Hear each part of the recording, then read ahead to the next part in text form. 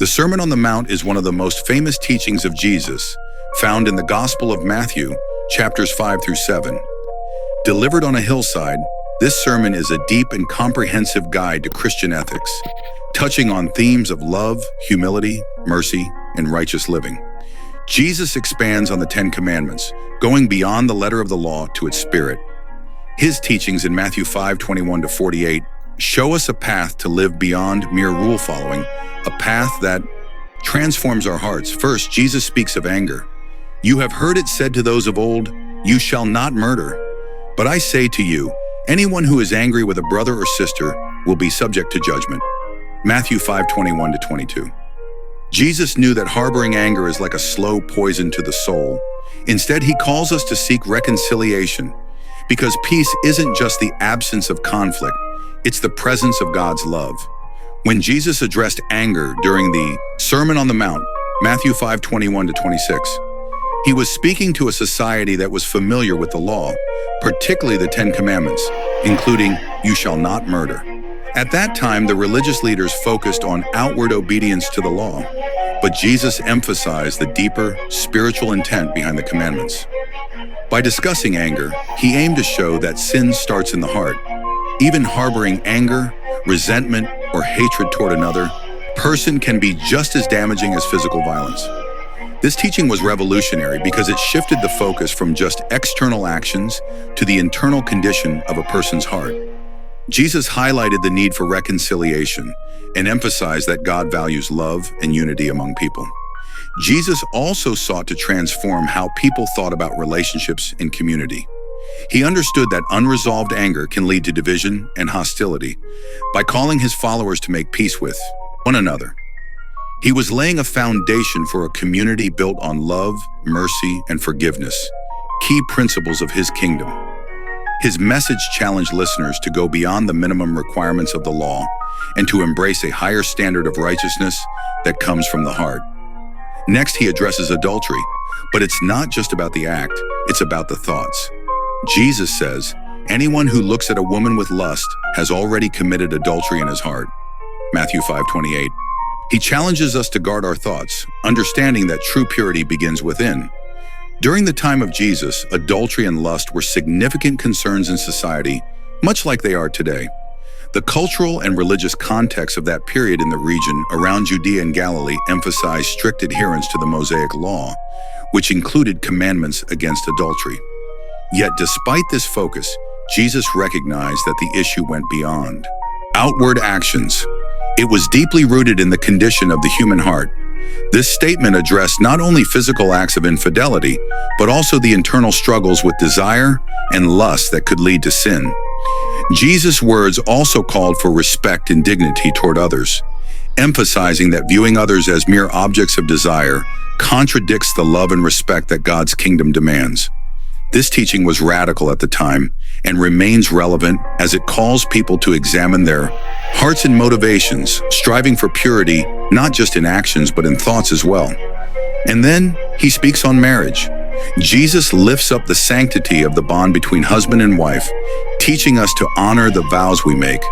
What God has joined together, let no one separate. Matthew 19:6.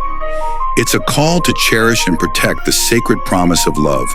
Jesus placed a strong emphasis on marriage because it was foundational to both the Jewish law and God's original design for human relationships. In his teachings, Jesus sought to restore the sacred nature of marriage, as it was originally intended in creation, while addressing common cultural practices that deviated from this ideal. During his time, divorce was a widespread issue, often leaving women vulnerable and challenging the stability of family life.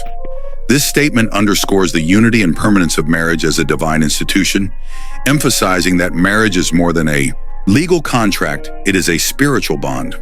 By emphasizing marriage, Jesus addressed the misuse of divorce laws that often favored men and disregarded the well-being of women. The Mosaic law permitted divorce, but it was being used in ways that contradicted the spirit of love, commitment, and mutual respect that marriage should embody. In Matthew 5:31-32, Jesus taught that divorce should only occur in cases of marital unfaithfulness, challenging the lax attitudes of his time. Jesus also touches on integrity, saying, Let your yes be yes and your no, no. Matthew 5:37. In a world of broken promises, his words remind us that truth is a cornerstone of our faith. When we speak with honesty, we reflect the character of God himself. Jesus emphasized integrity in his teachings because it is central to living a life that aligns with God's will and reflects true righteousness. During the Sermon on the Mount, he addressed integrity directly when he taught about making oaths, saying in Matthew 5:37, "Let your yes be yes, and your no, no. Anything beyond this comes from the evil one." This teaching highlights the importance of being truthful and straightforward, without relying on elaborate promises or oaths to validate one's words. This focus on integrity is crucial because it reflects God's own nature. God is seen throughout the Bible as unchanging and true to his word, e.g., Numbers 23:19. By encouraging his followers to be truthful and genuine in all their dealings, Jesus was calling them to reflect God's character in their own lives. Integrity builds trust in relationships and within communities, fostering a culture of transparency and honor. And when it comes to retaliation, Jesus turns the tables. "You have heard it said, eye for eye and tooth for tooth. But I tell you, turn the other cheek." Matthew 5:38-39. He invites us to respond to wrongs not with vengeance, but the heart of forgiveness. True strength lies in offering mercy. When Jesus addressed retaliation during the Sermon on the Mount, Matthew 5:38-42, he was challenging the prevailing attitudes towards justice and revenge. In his time, the principle of an eye for an eye and a tooth for a tooth, known as lex talionis, was a common standard.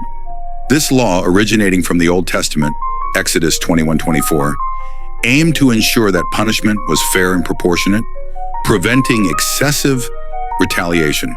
However, over time, it had become a justification for personal vengeance. Jesus sought to transform this mindset by calling his followers to go beyond the demands of the law. Instead of seeking revenge, he taught them to turn the other cheek, go the extra mile, and show generosity even when wronged. This teaching emphasized a radical love that seeks peace and reconciliation rather than personal retribution. It was a call to embrace the spirit of humility and love, reflecting the grace and mercy that God shows to humanity. By emphasizing this, Jesus was inviting his followers into a new way of living, one that breaks the cycle of violence and mirrors the love of God, even in the face of injustice. Finally, the hardest of all, loving our enemies.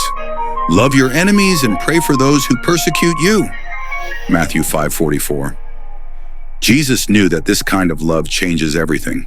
It breaks the cycle of hate and it transforms hearts, including our own.